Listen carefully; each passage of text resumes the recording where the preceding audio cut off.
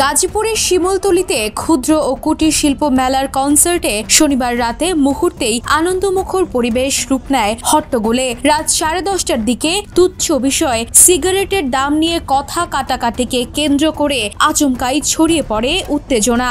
কয়েক মিনিটের মধ্যেই মেলা প্রাঙ্গণে শুরু হয় ভাঙচুর, চারদিকে হুড়োহুড়ি। এই বিশৃঙ্খলার মাঝেই সামাজিক মাধ্যমে ছড়িয়ে পড়ে আরো চাঞ্চল্যকর দাবি, স্টেজে থাকা জনপ্রিয় কণ্ঠশিল্পী ঐশী নাকি সেখানে অবরুদ্ধ হয়ে পড়েছেন। ভাঙচুর করা হয়েছে তার ব্যক্তিগত গাড়িও।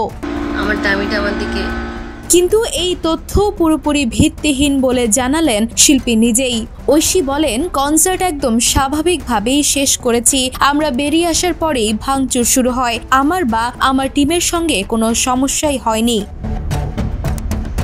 তার বক্তব্যের সাথে একমত তার মা নাসিমা মান্নানও। তিনি আরো বলেন, অনলাইনে যে অবরুদ্ধ করার নিউজ দেয়া হয়েছে এসব একেবারেই মিথ্যা। আমরা নিরাপদে অনুষ্ঠান স্থল থেকে বের হয়েছিলাম, তারপরেই মারামারি শুরু হয়।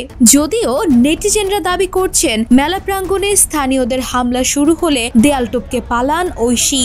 এমনকি সে ভিডিও এখন সামাজিক যোগাযোগ মাধ্যমে ভাইরাল। তবে ঘটনার পর নিজের অফিসিয়াল ফেসবুকে ঐশী লিখেছেন, আমরা স্থান ত্যাগ করার পর যে অপ্রীতিকর পরিস্থিতি তৈরি হয়েছে তার সঙ্গে আমার টিমের কোনো সংশ্লিষ্টতা নেই। কিছু প্ল্যাটফর্মে ছড়ানো তথ্য সম্পূর্ণ ভুল।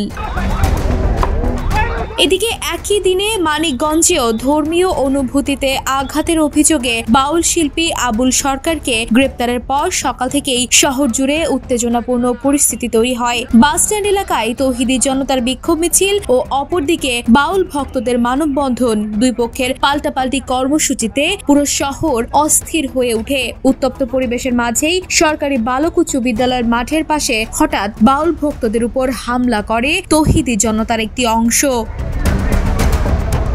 একদিকে মেলার কনসার্টে বিশৃঙ্খলা, হাতাহাতি, মারামারি, অন্যদিকে বাউল ভক্তদের উপর তৌহিদি জনতার হামলা। পরপর এমন দুটি ঘটনায় এখন জনমনে একটাই প্রশ্ন ঘুরপাক খাচ্ছে, এদেশে কি তবে সঙ্গীত ও বাউল সংস্কৃতির বিপক্ষে সংগঠিতভাবে অবস্থান নিতে শুরু করেছে কেউ কেউ? তা সময়ই বলে দেবে।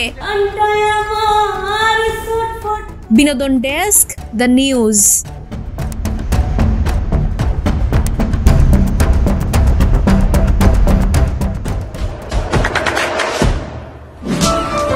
দেশে দেশে সবার সাথে, দ্য নিউজ।